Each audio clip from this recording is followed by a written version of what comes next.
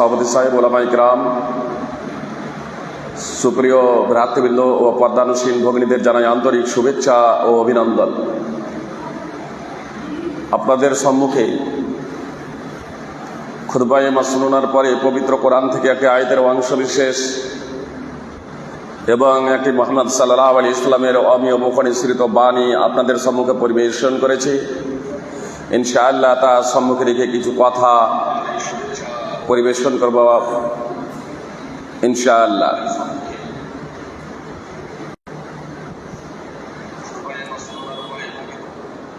আজকে যে বিষয় নিয়ে আলোচনা করতে বলা হয়েছে তা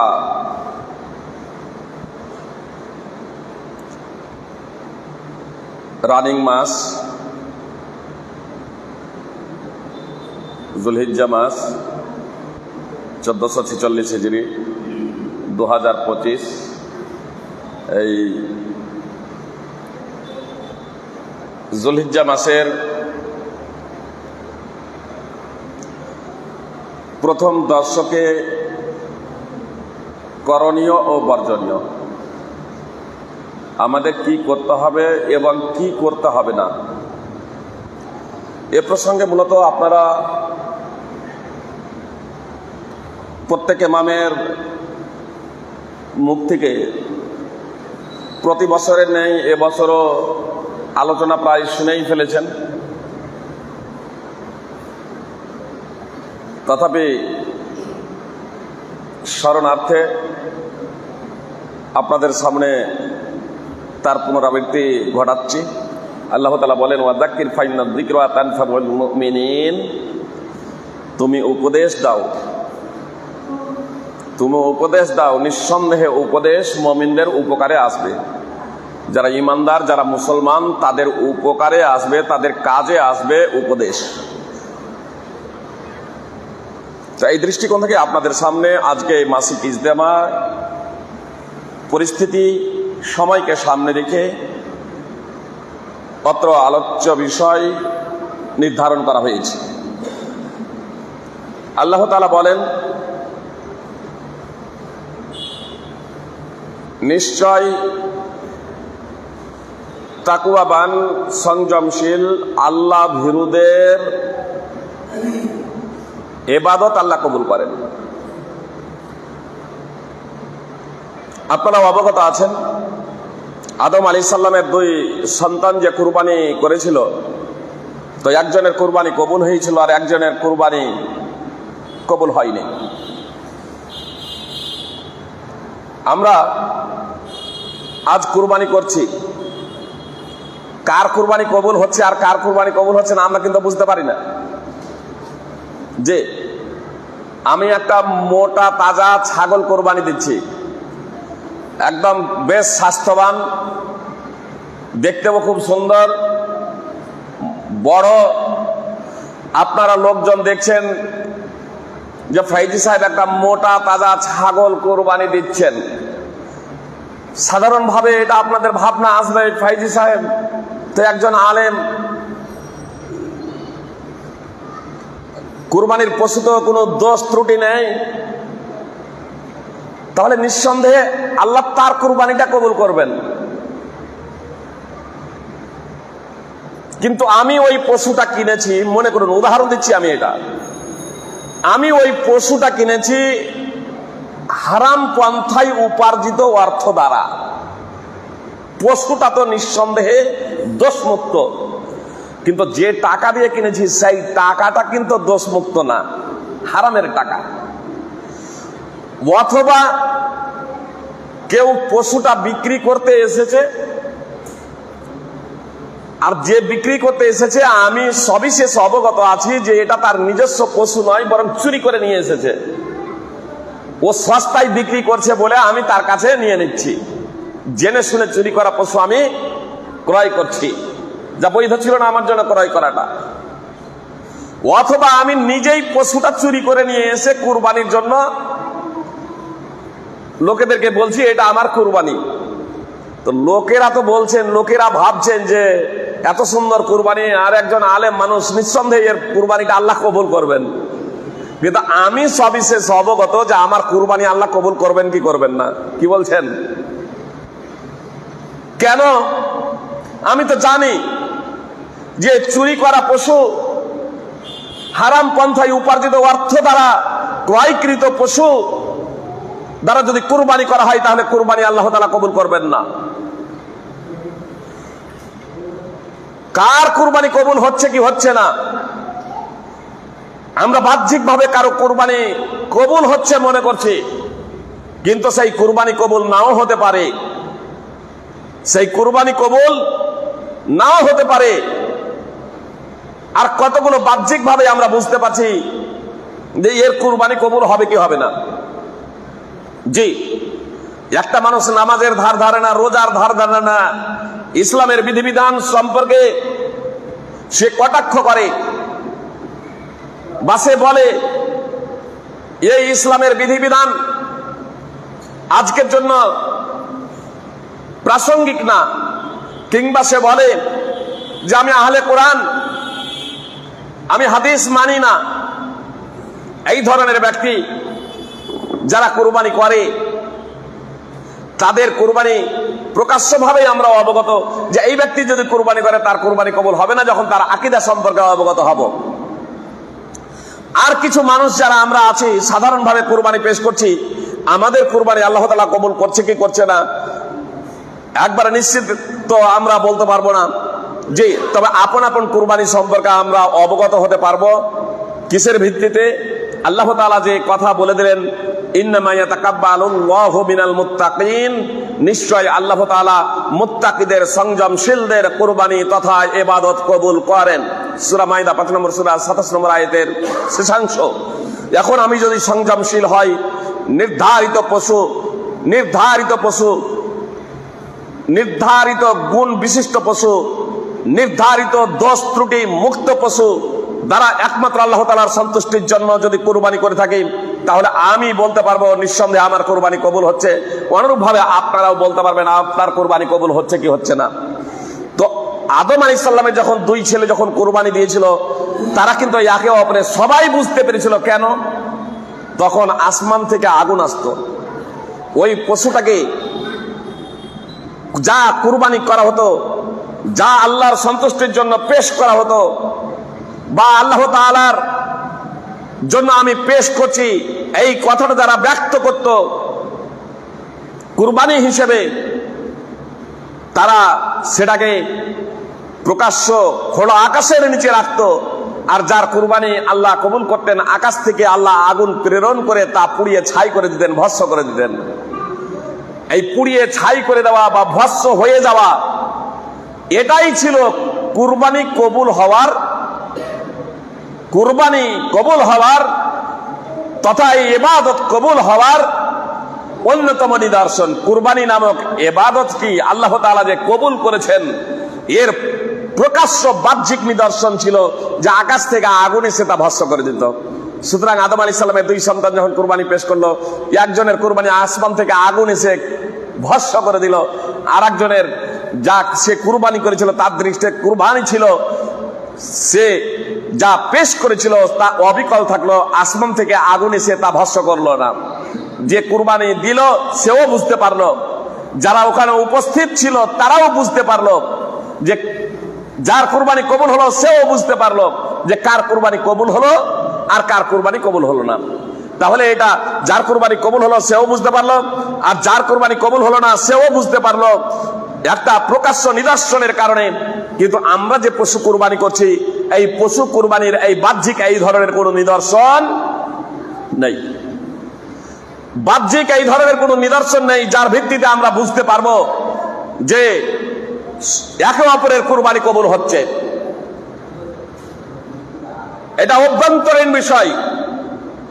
বাহ্যিক ভাবে দেখছিলেন ফাইজি সাহেব একজন যোগ্য আলেম, কিন্তু বাস্তবে দেখলেন, কিন্তু ফাইজি সাহেবও জানছেন যে এর পশুরা চুরি করা, তো পশু কুরবানি হবে না। তার বাহ্যিক একটা রূপ, অভ্যন্তরীণ একটা রূপ। কুরবানি কবুল হওয়ার অবশ্য নিদর্শনাবলী আল্লাহ তাআলা জানিয়ে দিয়েছেন যে ইন্নামা ইয়াতাকাব্বালুল্লাহু মিনাল মুত্তাকিন, সংযমশীল, পরহেজগার, আল্লাহওয়ালা, তাকওয়াবান, এক কথায় যারা আল্লাহ তাআলার বিধিনিষেধ মেনে চলে তাদের কুরবানি আল্লাহ কবুল করেন, তাদের ইবাদত আল্লাহ তাআলা কবুল করেন। এজন্য প্রথমে আমরা আমাদের নিয়তের পরিশুদ্ধ করে নিই, আমাদের নিজের সংস্কার এবং সংশোধন করার সর্বাত্মক প্রচেষ্টা করব যে আমরা আমাদের এই শুধু পশু কুরবানি নয়, এই পশু কুরবানির মাধ্যম দিয়ে আমরা আমাদের যাবতীয় কুসংস্কার, প্রবৃত্তি, নিজের প্রবৃত্তি, ইচ্ছা, আকাঙ্ক্ষা, কামনা, বাসনা যা শরীয়তের পরিপন্থী হবে, যা পবিত্র কোরআন এবং সুন্নাহর পরিপন্থী হবে, তাকে আমরা বিসর্জন দিয়ে একমাত্র আল্লাহ তাআলার বিধিনিষেধকে মেনে নিয়ে মুহাম্মদ সাল্লাল্লাহু আলাইহি সাল্লামের পদ্ধতি অনুযায়ী মুহাম্মদ সাল্লাল্লাহু আলাইহি সাল্লামকে আইডিয়াল এবং আদর্শবান হিসেবে মেনে নিয়ে আমরা তার মতো হওয়ার প্রচেষ্টা করব ইনশাআল্লাহ। এই ভাবনা যদি আমাদের থাকে আর সেই পদ্ধতিতে যদি আমরা কুরবানি করি, তাহলে কুরবানি শুধু নয় বরং যাবতীয় ইবাদত আল্লাহ তাআলা আমাদের কবুল করবেন। আল্লাহ তাআলা সেই তৌফিক আমাদের দান করেন, আমিন। কুরবানি একটি গুরুত্বপূর্ণ ইবাদত। বেশ কিছু প্রশ্ন রয়েছেন, ভাইরা বলছেন, এজন্য বক্তব্যকে দীর্ঘায়িত করব না, তার কারণ এ প্রসঙ্গে আপনারা মূলত বক্তব্য অলরেডি শুনে ফেলেছেন। ইবনে আব্বাস রাদিয়াল্লাহু তাআলা আনহু বর্ণনাকারী, রাসূলুল্লাহ সাল্লাল্লাহু আলাইহি সাল্লাম বলেছেন, মাল আমালু ফি আইয়ামিল আশরি আফদালু মিনাল আমালি ফি হাদিহি।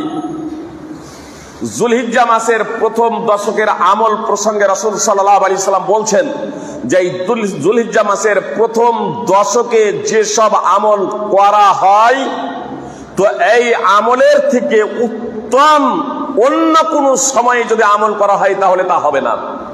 মানে এই যুলহিজ্জা মাসের প্রথম দশকে যা কিছু ইবাদত করা হবে তার ফজিলত অন্যান্য সময়ের তুলনায় অনেক বেশি। সাহাবা ইকরাম বললেন, ওয়ালাল জিহাদ, হে আল্লাহ রাসূল, অন্য সময় যদি জিহাদ করা হয় তাহলে এই জিহাদটাও কি এই সময় থেকে উত্তম না? তো নবী সাল্লাল্লাহু আলাইহি সাল্লাম বললেন, ওয়ালাল জিহাদ ইল্লা রাজুলুন খারাজা ইউখাতিরু বিনাফসিহি ওয়া মালিহি ফালাম ইয়ারজি বিশাই। জিহাদও না,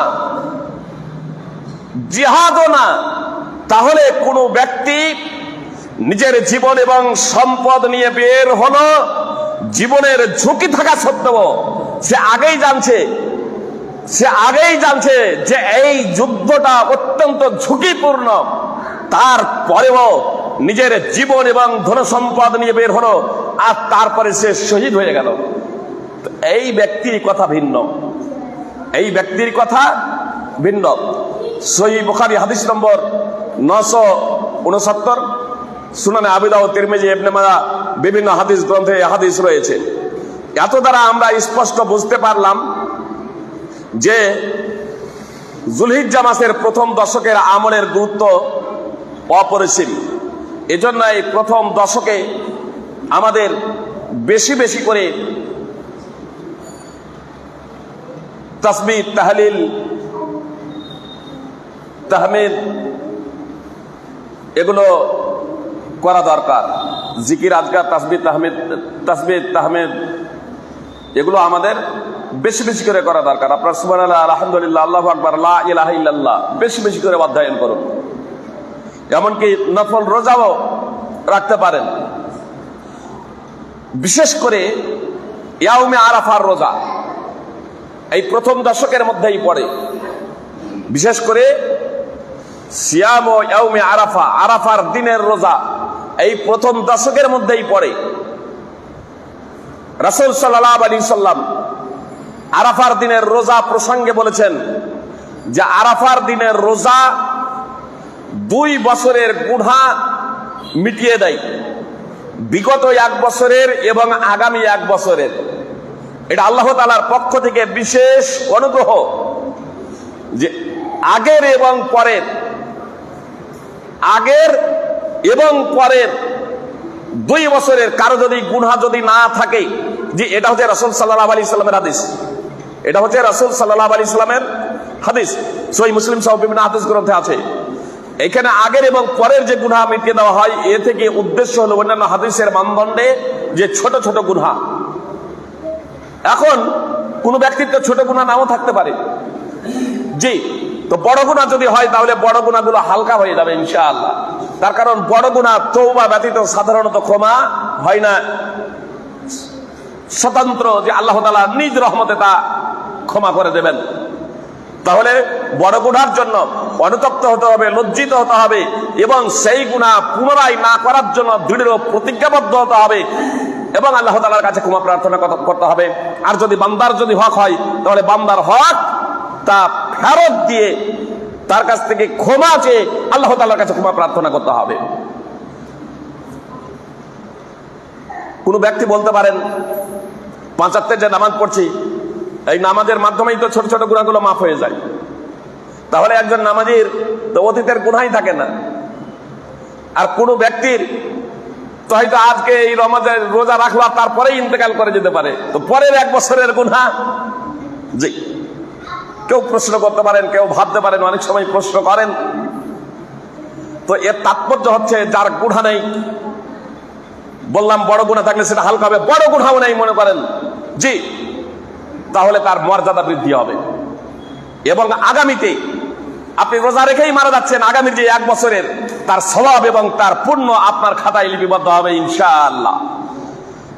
তো আরাফার দিনের রোজা যদি রাখা হয় তাহলে মোট 2 বছরের ছোট ছোট গুনাহগুলো ক্ষমা করে দেওয়া হবে আরাফার দিনের 1 দিনের রোজা রাখার বিনিময়ে আল্লাহ তাআলা।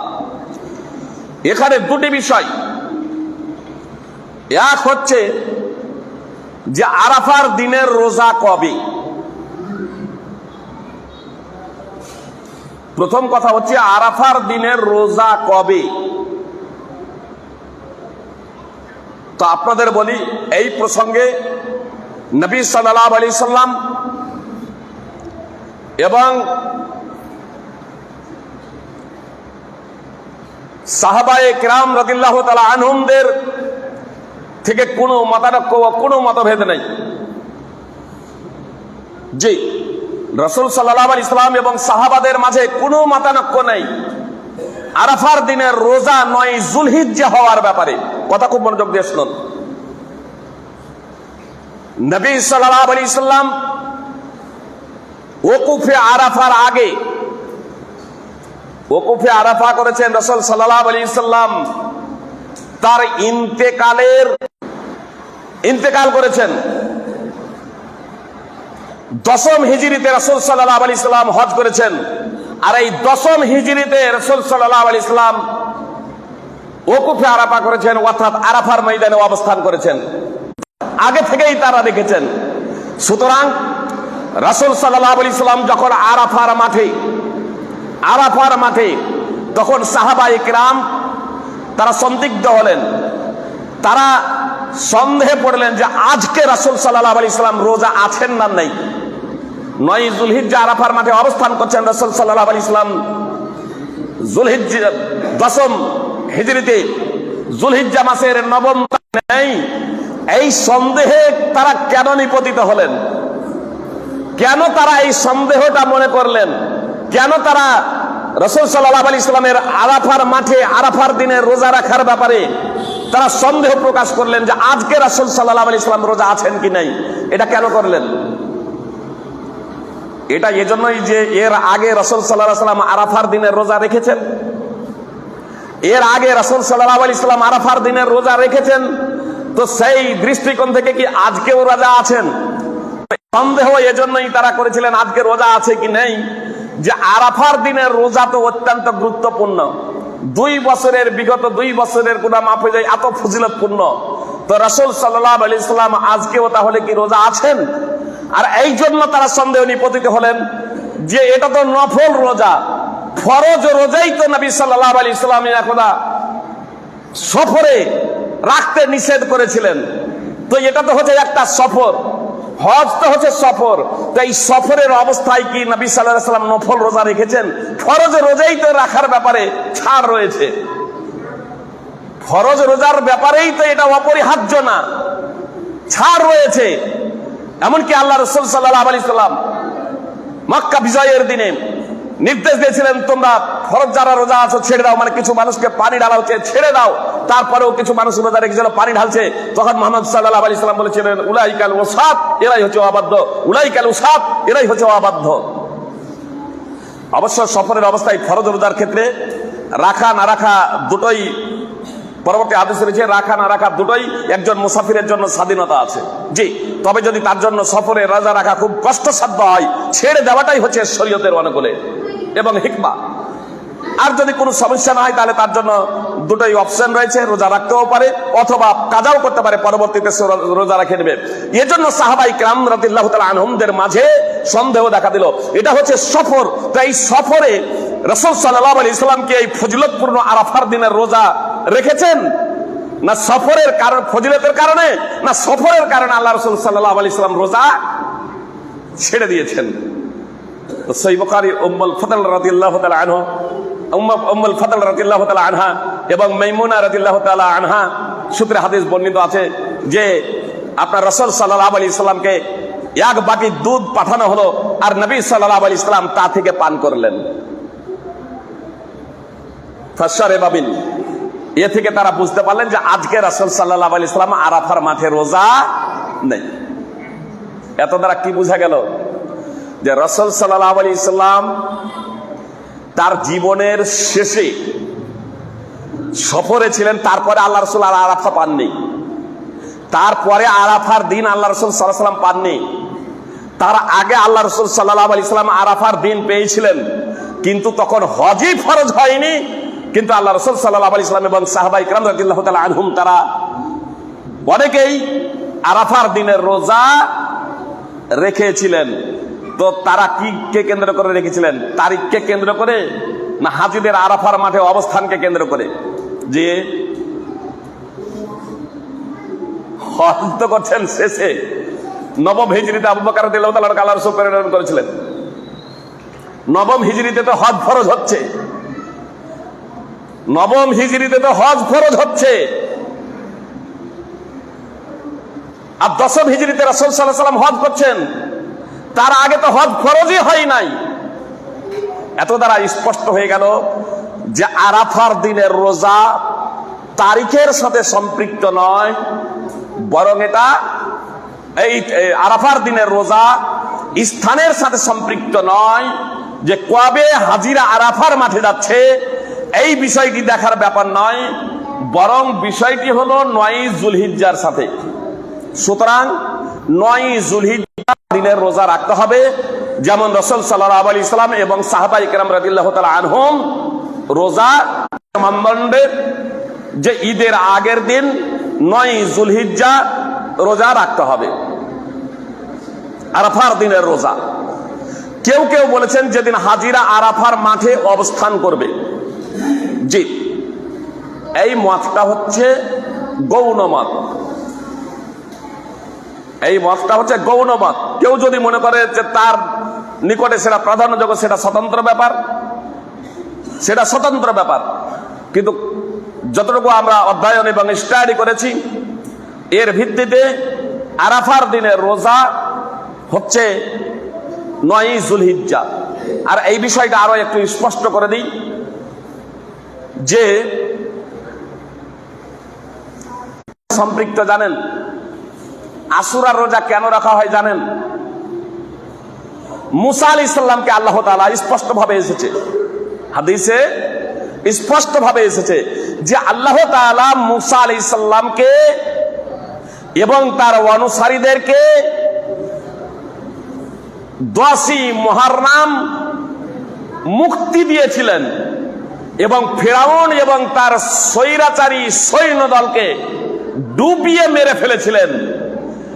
তো শুকরিয়া করো, তো আল্লাহ তাআলার শুকরিয়া আদায় করো, তো কৃতজ্ঞতা প্রকাশ করো। তো মুসা আলাইহিস সালাম ওই দিনে রোজা রেখেছিলেন, মুহাম্মদ সাল্লাল্লাহু আলাইহি সাল্লাম ওই দিনে রোজা রেখেছিলেন।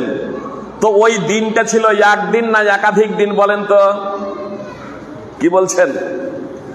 যেদিন মুসা আলাইহিস সালাম ফিরাউনের কবল থেকে মুক্তি পেয়েছিলেন এবং যেদিন আল্লাহ তাআলা মুসা আলাইহিস সালামকে ফিরাউনের জুলম নির্যাতন থেকে মুক্ত করেছিলেন, ফিরাউনকে ডুবিয়ে মেরে ফেলেছিলেন, আর সেই দিনের শুকরিয়া আদায় করত মুসা আলাইহিস সালাম রোজা রেখেছিলেন। সেই দিনটা একটা দিন ছিল না একাধিক দিন ছিল? একটা দিন, 10ই মুহররম। আর সেই 10ই মুহররমটা কোথাকার ছিল?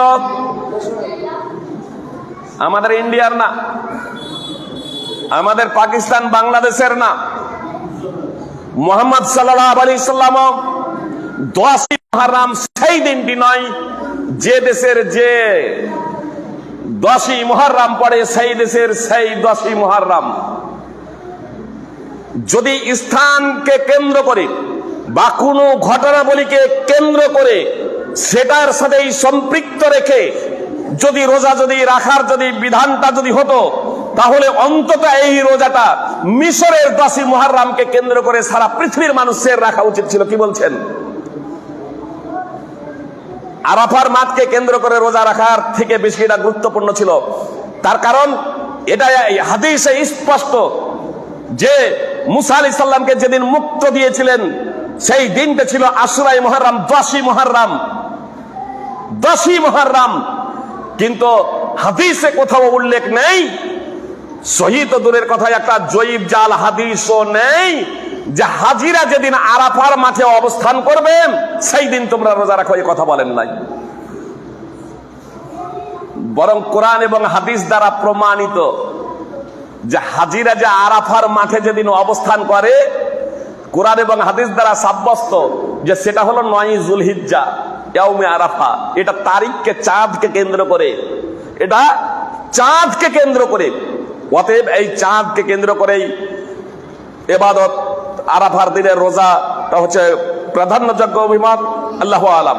এখানে শুধু একটা বিষয় বলে দিই, কতগুলো রোজা আছে বারকে কেন্দ্র করে, তারিখের সাথে এর কোনো সম্পর্ক নাই, তারিখের সাথে এর কোনো সম্পর্ক নাই, বার তথা দিনকে কেন্দ্র করে। যেমন সোমবার এবং বৃহস্পতিবার, জি, সোমবার এবং বৃহস্পতিবার আপনার তারিখের সাথে এর কোনো সম্পর্ক নাই।